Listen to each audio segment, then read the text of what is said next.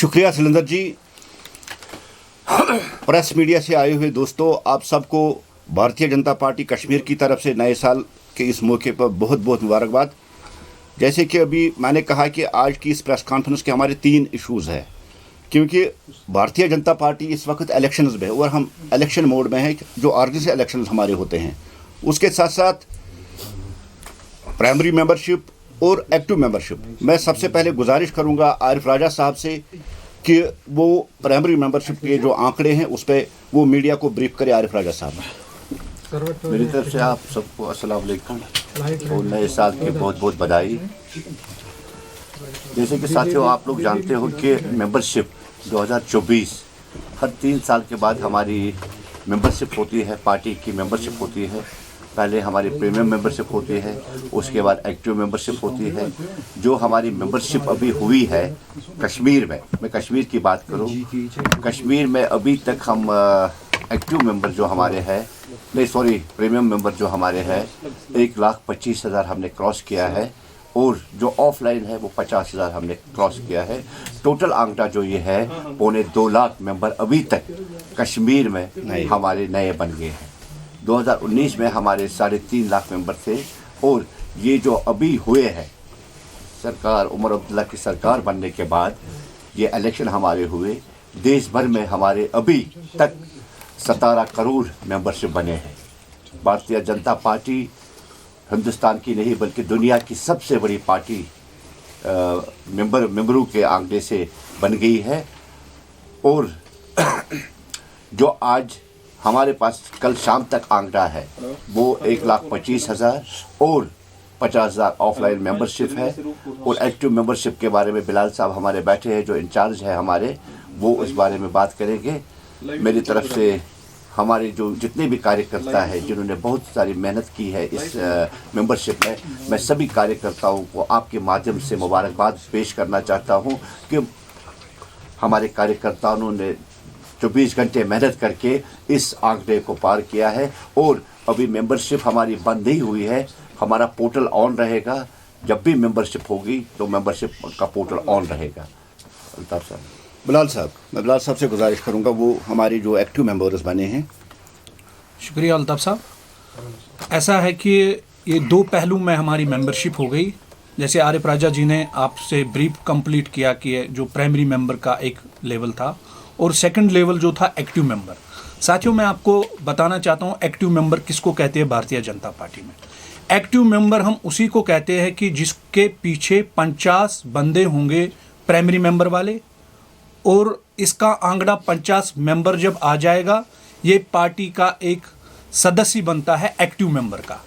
Active member उसको कहलाते हैं। और एक्टिव मेंबर का काम क्या होता है? जो भी कोई ऑफिस बेरर या कोई दायित्व होता है पार्टी में या डिजिग्नेशन होती है, वो एक एक्टिव मेंबर को हम फराहम करते हैं। भारतीय जनता पार्टी का ये दायित्व देना जो होता है वो एक्टिव मेंबर का देना होता है। एक्टिव मेंबर को जैसे 100 रुपया इसको डोनेशन देनी होती है, संगठन के अकाउंट में देता है ये ऑनलाइन। जैसे हमने डिजिटलाइज सारा कंप्लीट, जैसे मोदी जी का एक सपना था डिजिटल इंडिया बनाना, वैसे ही भारतीय जनता पार्टी ने जो डिजिटलाइज ये मेंबरशिप जो है, जैसे आरिफ राजा जी ने आपको कहा कि ये पूरी तरीके से डिजिटलाइज हो गई। और जो एक्टिव मेंबरशिप है ये भी डिजिटलाइज हो गई।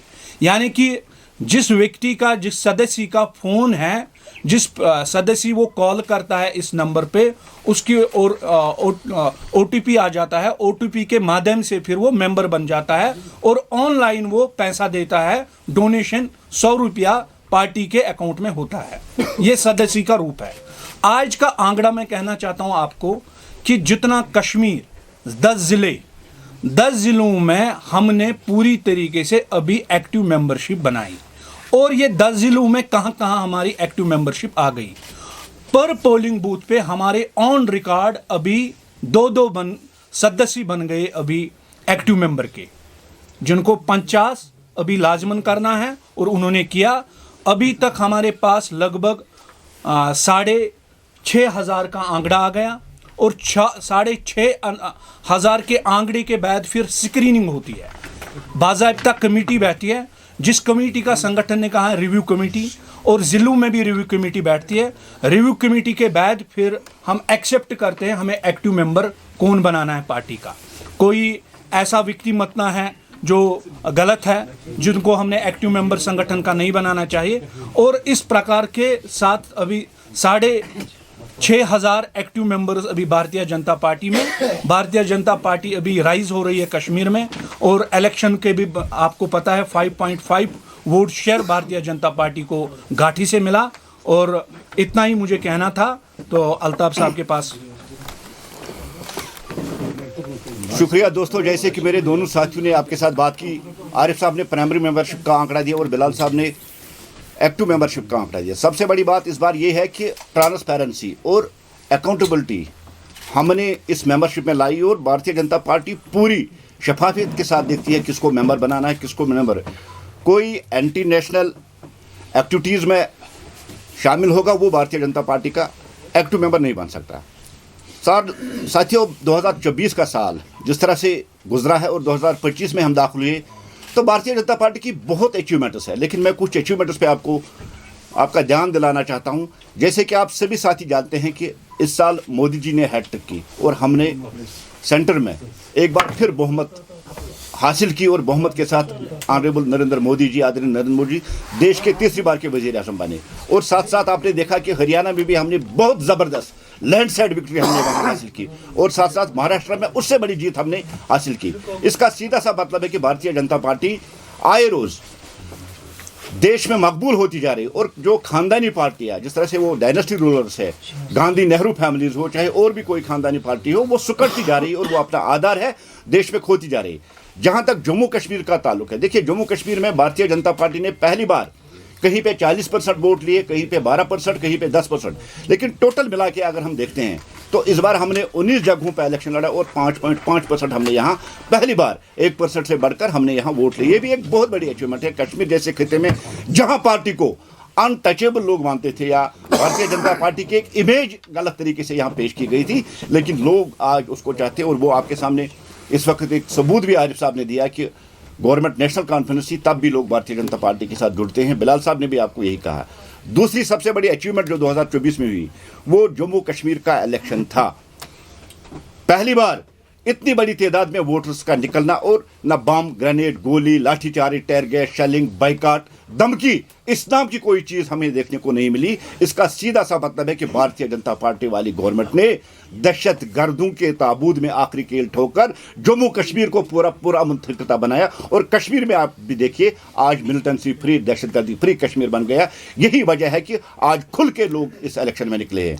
ये भारतीय जनता पार्टी की अचीवमेंट्स थी। और सबसे बड़ी एक सौगात जो हमें मिलने वाली है, जिसका कश्मीरियों ने पिछले 70-75 साल से एक सपना देखा था कि ट्रेन यहाँ जाए, और ऑनरेबल प्राइम मिनिस्टर 26 जनवरी को वंदे भारत के जरिए कश्मीर को कन्याकुमारी के साथ जोड़ने वाले हैं। ये भी एक बहुत बड़ी अचीवमेंट है जिसका हम जिक्र यहाँ कर रहे हैं। जहाँ तक अब गवर्नमेंट का ताल्लुक है, देखिए नेशनल कॉन्फ्रेंस को 3 महीने होने को आ गए हैं। जो गारंटियाँ उन्होंने दी थी, 12 गैस सिलेंडर, 200 यूनिट बिजली, 10 किलो चावल, 1 लाख जॉब्स, डेलीवेजरों को परमिट करना, ऐसे बहुत सी गारंटी उन्होंने अपने मैनिफेस्टो में दी है। लेकिन जहां हम आज ग्राउंड जीरो पे देखते हैं, नेशनल कॉन्फ्रेंस हर महाज पे, हर एक फ्रंट पे आज तक फेल हो चुकी है। इवन ये कि मामूली सी बर्फबारी हुई है, और आज चौथे दिन भी जो लिंक रोड्स है वो बंद है, अभी भी रास्ता नहीं है। नेशनल कॉन्फ्रेंस ने बड़े बड़े दावे किए, खाली स्टेटमेंट, कागजों के जरिए उन्होंने सड़कों से बर्फ उठाया, उन्होंने लोगों को बिजली फराहम की, उन्होंने पानी किया, लेकिन ये सिर्फ स्टेटमेंट है। और नेशनल कॉन्फ्रेंस की जो उमर साहब वाली सरकार है, ये स्टेटमेंटों के जरिए ही गवर्नमेंट चलाती है। और जहां ग्राउंड जीरो पे हम बात कर रहे हैं, अभी तक ये गवर्नमेंट फेल हो चुकी है। जैसे आप सभी साथी जानते हैं, और आपकी वसादत से ही मुख्तलिफ जो वीडियोज़ है वायरल हो रहे हैं, जहाँ लोग नाराज़ है, लोग चिल्ला रहे हैं, लोग कह रहे हैं कि हमें बर्फ हटाई जाए, हमें पावर दी जाए। और जो मीटर्ड एरिया भी है, वहाँ भी अनशेड्यूल कट्स के जरिए लोगों को परेशान किया जा रहा है। और यू टर्न करना उमर सरकार की या नेशनल कॉन्फ्रेंस की पुरानी रवायत रही है। पहले उमर साहब जब पावर में नहीं थे, तब उनकी बात थी कि जैसे ही हम पावर में आएंगे, हम जम्मू से मीटर उठा के तवी में फेंक देंगे और श्रीनगर से मीटर उठा के हम जाहली में फेंक देंगे। लेकिन जैसे ही पावर में आ गए, आज वो कह रहा है कि हम 100% मीटर करेंगे तभी बिजली का। लेकिन जहां तक 200 यूनिट की बात है, 200 यूनिट क्या, अभी कश्मीरियों को लाइट नहीं मिल रही है, पावर नहीं मिल रही है, 200 यूनिट की बात दूर है, हमें वही लाइट दीजिए जो पिछले साल हमें एलजी इंतजामिया दे रही थी। जिस तरह से एलजी इंतजामिया ने पिछले साल सड़कें साफ करवाई, डेवलपमेंट करवाई, और यहाँ बिजली का जो इंतज़ाम था हमें वही चाहिए। 200 यूनिट रहने दीजिए, क्योंकि 200 यूनिट देना आपके बस की बात नहीं है। और जिस तरह से आपने लोगों के साथ एक गलत प्रोपेगेंडा केजरीवाल स्टाइल में जिस तरह से आपने बड़े बड़े वादे किए, इन वादों को आप पूरा नहीं कर पा रहे। हम उमर साहब से गुजारिश करते हैं, लोगों की बहुत उम्मीदें आपके साथ वाबस्ता थी। जिस तरह से आपने वादे किए थे, जिस तरह से आपने कमिटमेंट की, जिस तरह से मैनिफेस्टो में आपने कहा था, लेकिन अभी तक 3 महीने हुए हैं उमर साहब, आपका कोई वादा पूरा नहीं हुआ। अभी तक आप नाकाम हो चुके। इवन की ट्रांसफर पॉलिसी तक आज तक आपने नहीं बनाई। जो डेलीवेजरों की आप बात कर रहे हैं, वो डेलीवेजर आज भी परेशान है। उन डेलीवेजरों की बात कीजिए। आपने कहा था कि 1 लाख रिक्रूटमेंट में यहाँ करूंगा, वो भी आपने अभी तक उस पर कोई बात नहीं की। चावल, बिजली और पानी की बात ही नहीं। आप हर फ्रंट पे फेल हो चुके हैं। हम इस बात की पूरी तरह से मजम्मत करते हैं, जिस तरह से इस मामूली सी बर्फबारी में लोग यहाँ परेशान हुए। यही हम आज कहना चाहते थे। शुक्रिया।